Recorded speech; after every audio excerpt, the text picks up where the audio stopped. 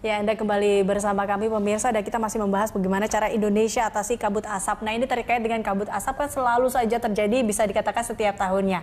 Berarti dari pemerintah juga sudah memapping, sudah mengevaluasi setiap tahunnya bahwa di setiap musim kemarau mungkin akan selalu terjadi kabut asap ini. Ya. Nah, ini gimana Bu Nur? Ini kan tadi udah ada beberapa strategi juga. Adakah kemungkinan targetnya mungkin sampai nggak sama sekali nih ada titik api ataupun nggak, sehingga tidak munculnya kabut asap ini? Ada nggak sih target seperti itu, Bu? Atau nggak mungkin nih karena Indonesia memiliki beberapa daerah yang memang akan muncul titik-titik api itu? Ya, kalau kita bicara cita-cita, tentunya Indonesia bebas api, konsekuensinya bebas asap. Tetapi memang isu asap dan api ini cukup kompleks.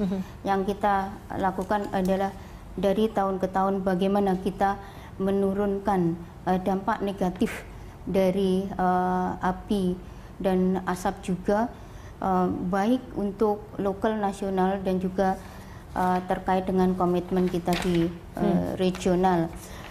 Sebenarnya kalau kita perhatikan kebakaran hutan dan lahan yang terjadi sampai saat ini, 90% lebih itu disebabkan oleh ulah manusia. 90%? Iya, lebih.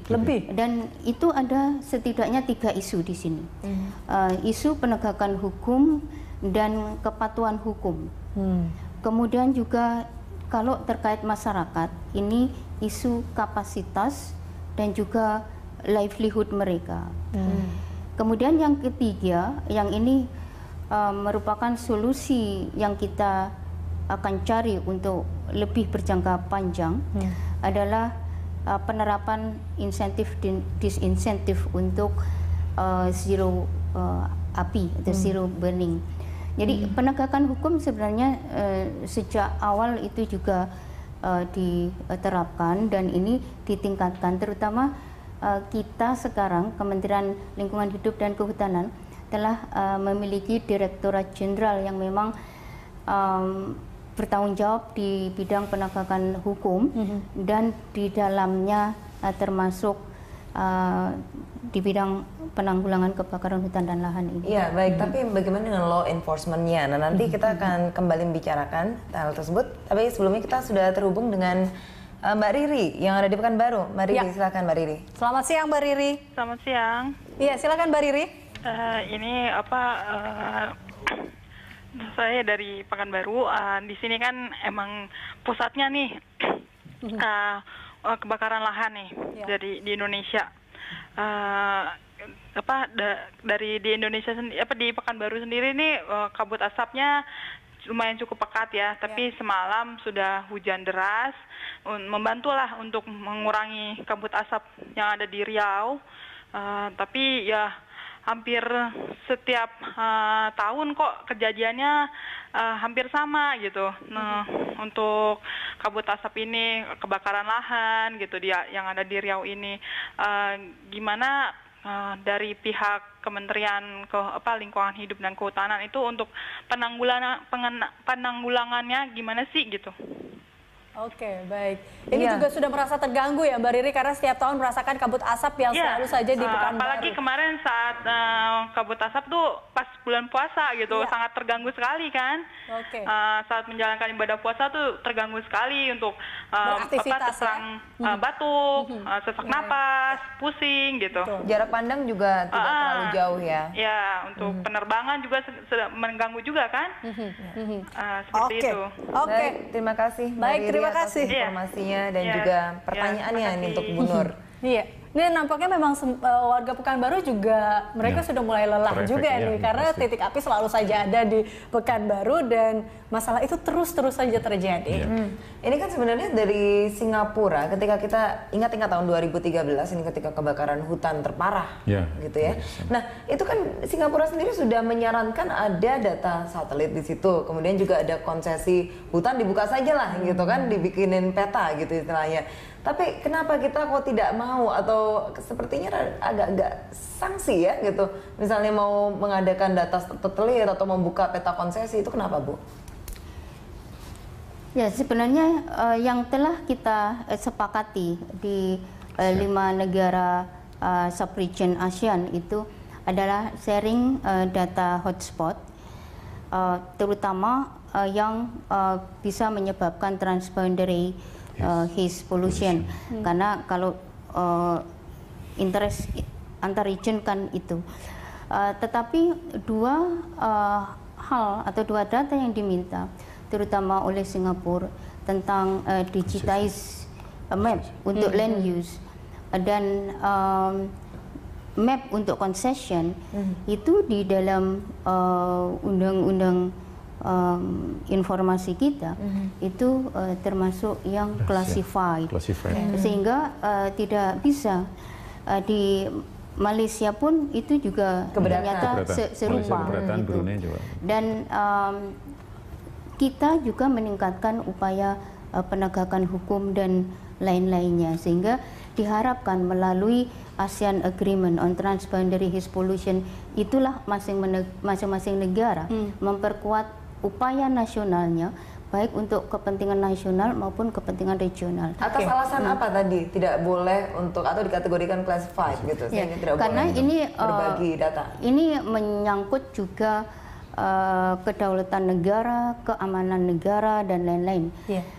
Itu yang dimaksudkan. Saya ke Pak Yunus. Pak Yunus, ini kalau kita mengangkat dari kisahnya Mbak Riri yang sebagai salah satu masyarakat Pekanbaru, ini kita ngambil saja satu mapping di Pekanbaru saja. Apa sebenarnya yang menyebabkan Pekanbaru ini selalu menjadi salah satunya masalah titik api ini yang tidak pernah terselesaikan, ataupun padahal sebenarnya dari pemerintah saja sudah ada beberapa upaya yang dilakukan atau strateginya sudah dilakukan, tetapi masih saja terjadi titik-titik api di Pekanbaru.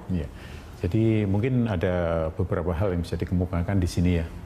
Jadi yang pertama, di situ memang hutan dan lahan gambutnya itu luas. Itu pertama. Yang kedua, adanya musim atau cuaca yang sangat mendukung kejadian itu. Yang ketiga, ya ada hal lain yang mengakibatkan itu terbakar. Misalnya kalau di Amerika kan karena petir terbakar. Kalau di Indonesia hal yang lainnya, saya nggak tahu. Hal yang lain dalam arti ini mungkin apakah masyarakatnya yang melakukan pembakaran lahan untuk bertani, membuka lahan, itu juga menjadi salah satu masalah nih. Ini terkait dengan hukum juga nih, Dias dan Ibu Nur. Hukum yang, apalagi tadi Ibu Nur memiliki data hampir 90% titik api ini adalah disebabkan dari ulah manusia. Tapi itu selalu saja terjadi nih Bu, masalahnya 90%. Berarti apakah kenapa? Apakah karena sanksinya kurang membuat jerah? Apa karena hukumnya belum terlaksana atau seperti apa sebenarnya, Bu Nur? Ya. Jadi kembali lagi ke penyebab mendasar kebakaran itu dan di mana kebakaran terjadi.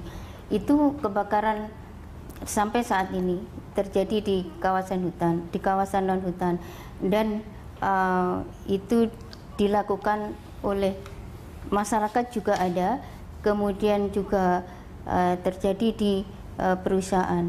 Jadi kalau kita melihat lokasi terjadinya, kemudian pelakunya, memang ada satu unsur penegakan dan kepatuhan hukum.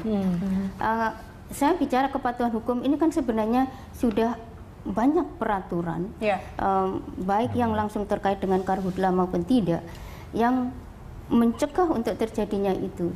Kepatuhan rendah dan juga penegakannya rendah. Ada beberapa kesulitan juga bahwa penegakan hukum ini kan tidak hanya di satu sektor atau di satu lembaga, di banyak lembaga, sehingga memang komitmen dari seluruh lembaga itu penting.